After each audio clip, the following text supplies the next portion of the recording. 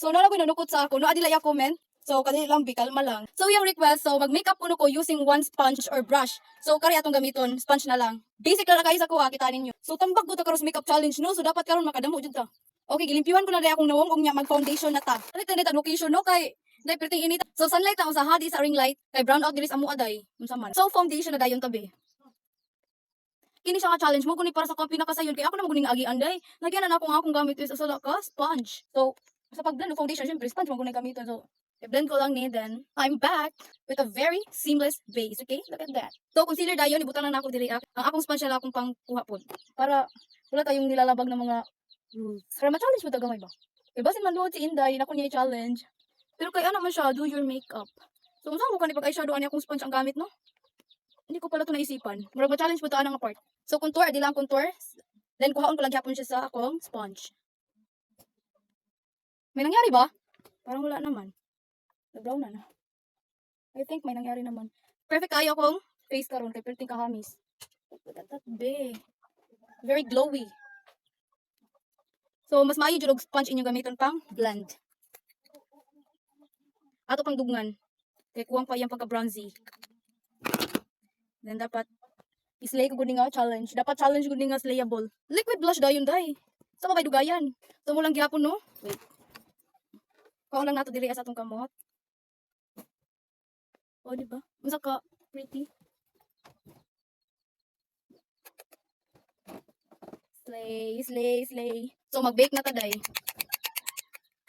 I-bake na nato atong under eye. Ibutan lang gyapon ako diri ah. So ganyan lang yan.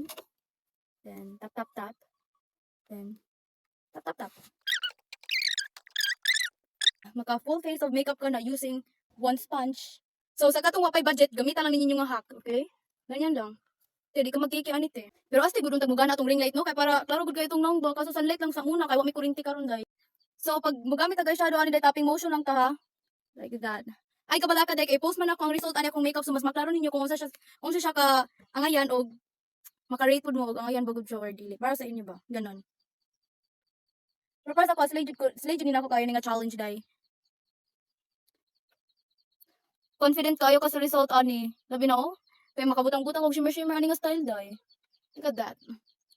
Sa kita na lang ninyo, mag-post lagi kong picture pod para makita ko ninyo. Then kaya ko na ito mag-nose contour diri day. Look at this. Okay. Oh, beautiful it is. Slay baby. Naslay ko ba ang challenge be? Parang hindi ako na-challenge.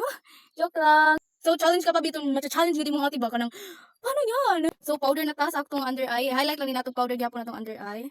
Kaniha ka igor nato gi-bake kara nato ning i-highlight og powder. Okay, look at that. Ako lang maka-kuan guro, ako lang maka-relate. Kaya ako lang nakakitag tarong dedi na ade kay perting ka futi. Perting ka na para bang wala akong nilagay. Pero hindi yan. Okay, ato lang ibalik ang color sa atong face, no? Dire butang nato gi-bronzy na nato gamay.